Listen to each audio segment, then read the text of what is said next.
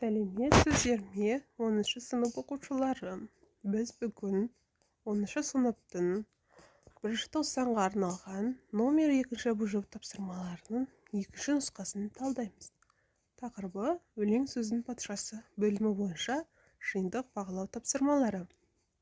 Бағалау критерийі: көркем шығармадағы көтерілген мәселелердің жаңашылдығына сыни тұрғыдан баға беру.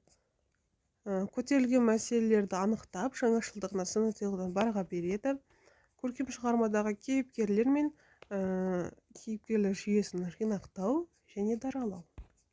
Ойлау дағдыларының деңгейі, жоғары деңгей дағдылары. Орындау уақыты 20-25 минут.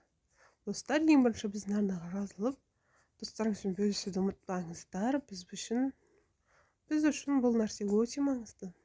Тапсырма: шығармада көтерілген мәселелерді анықтаңыз. Жаңашылдығын 4 сөйлеммен түсіндіріңіз дейді. Бұл жерде бізде өлең сөздің патшасы көрсетілген. Осы өлеңді талдаймыз. Бұл өнер туындысы әдеби шығарма, белгілі дәуірдегі қоғамдық шындық. Дәлел: Абайдың осы бір өлең жолын жұртшылық жиі қолданады. Кейде ретімен өз орнына лайықты айтса, көбінесе істің мәнін түсінбей әншейін айта салушылық бар. Осы өлеңнің бір ғана жолында иірім-иірім ойлар жатыр. Ол қандай ойлар? Бірінші,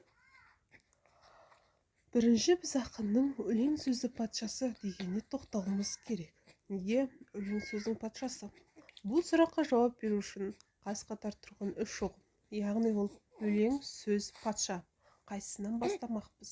Үшеуін ұстастырып тұрған ұғым қайсы? Негізі ұғым сөз болса керек. Себебі сөздің патшасы өлең. Мәселе сөзде. Сөз болған соң өлең бар, оның патшалығы бар. Сонда сөз деген не? Оны жалғыз ұғыммен анықтауға болмайды.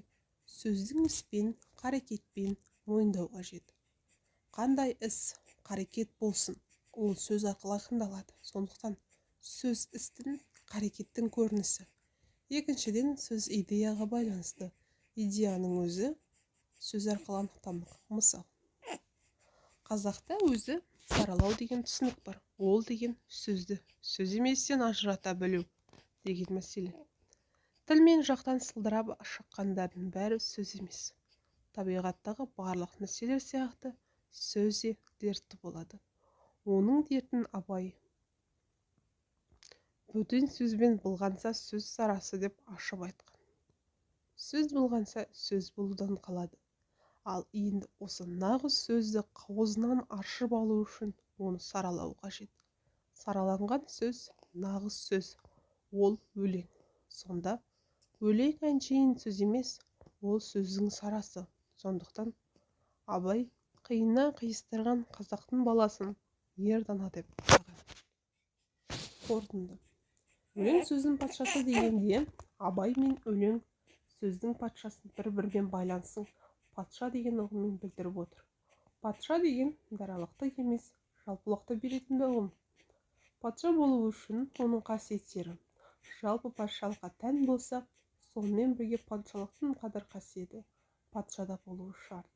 Міне, өлең деген сондай мәнге ие болып, бүкіл сөздің патшасы атанған. Сөз деген патшалық болса, өлең оның патшасы. Сонда патша деген әрі кеңдік, әрі далалық. Өлең де сондай, ол бүкіл сөзге тән, әрі жеке, әрі дара. Сөз өнерінде өлеңсіз әңгіме айту мүмкін емес. Оны біз лирика, поэтика деп атаймыз. Өлең патша болса, ол тек сөздің ең лауазымды биігі ғана емес, ол сөз өнерінің өне бойынан табылуы керек. Өлең тек кезде ғана сөз патшасы болмақ. Абай осы мәселеге нақты тоқталған. Өлең сөздің патшасын осылайша түсіндік десек, мәселенің ауырлығы осы өлең жолының екінші жартысында, ол сөз сарасы деген ұғым. Достар, осымен біздің 1-ші тоқсанға арналған номер 2-ші бұжыбымыз аяқталды.